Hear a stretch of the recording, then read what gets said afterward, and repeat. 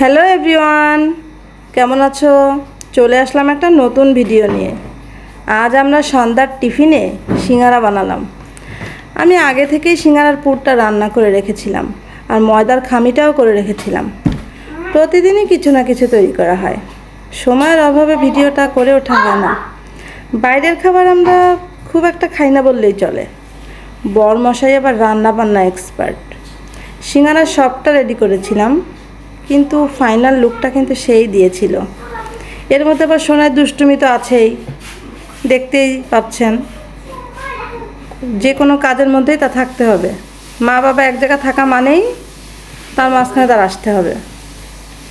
সিঙ্গারার শেপটাও কিন্তু সে খুব সুন্দর করে দিয়েছিল।